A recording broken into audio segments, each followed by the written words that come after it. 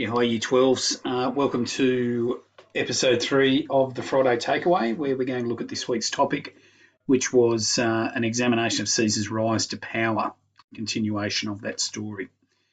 Okay, so we focus particularly this week on social power and basically the way in which Caesar used his family connections and his popularity in the general population for his benefit. Okay, so Caesar had a very distinguished ancestry. Okay, like all Romans, he could trace his family line all the way back to the gods. Okay, and that was a common thing that they did.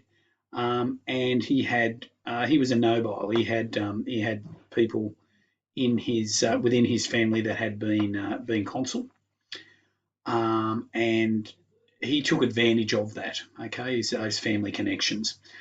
Um, he utilised public events to his own benefit to demonstrate his worth. So the eulogy he delivered at his Aunt Julia's funeral was one of the more famous examples of his oratory skills and the way in which he made an impression at a very significant event, as she was a well known and popular woman.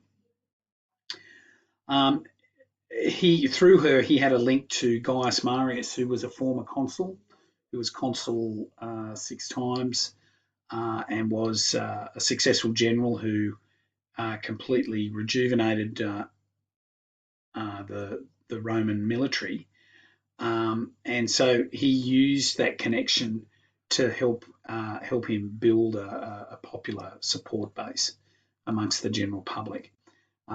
Marius, it's a confusing, well, it's not confusing, it's just a very long story, but Marius sort of fell out of public favour with his political opponents as the result of a civil war when he was defeated by Sulla. And so his memory had been suppressed for a long time, but when Caesar starts to climb the Cursus Honorum, he starts putting up statues of Marius again and demonstrating that connection. All right. So that connection to Marius also connects him closely to the Populars faction. So that faction of people who, they listened to the people and were aware of the needs of the people rather than just the self-interests of the ruling elite. All right. So then this, obviously, he's utilising this social power and popularity in his emerging political career. We noticed that he moved through the Cursus Honorum, I should say, at a slightly younger age than normal. He was a couple of years younger than sort of what normally the holders would be of those offices, but he moves through in a pretty normal way. Aside from that, however, as he got more popular and as he moved through the Cursus Honorum, he started gaining enemies, and in particular amongst the Optimates, the traditionalists or the conservative faction within the Senate. And so to sort of overcome that obstacle, he forms a political alliance, and that alliance is known as the First Triumvirate, and that was comprised of Caesar, the general Pompey, and the wealthiest man in Rome, Crassus. They all had some issue or some personal objective that they wanted to gain that in some way or other was being blocked by other people.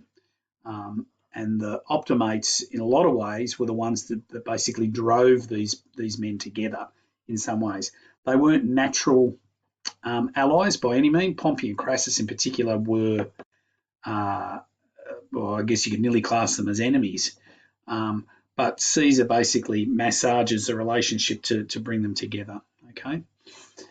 Now, the only thing with the First Triumvirate is, okay, it's an alliance, but it's also illegal because they use that alliance to manipulate the voting system, which enabled Caesar to become consul. And whilst it probably wasn't necessarily illegal as such, it certainly was immoral, and it was noted by the Optimates about how they'd sort of abused the system. And again, that sets up even more tension then between them. So next week we're going to look at that tension and how that helps create this situation of the first triumvirate being formed. So we're going to just rewind slightly and look at a thing called the Catalan conspiracy, when there was a plotted overthrow of the government by a senator who didn't get his own way. So that's where we're headed to next week as we go into normal classes. All right, so just a reminder, just that on Wednesday this week we'll have our first part of our assessment, which is about a half an hour long paragraph response to an unseen question.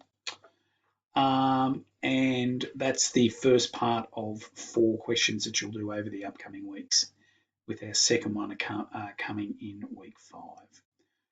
All right, so that's where we'll leave it there.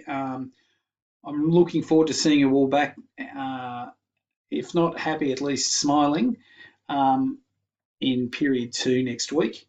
I hope you have a good weekend, and remember to be kind to your mum on Mother's Day, because they do a fantastic job. Okay, guys, take care, and we'll see you next week.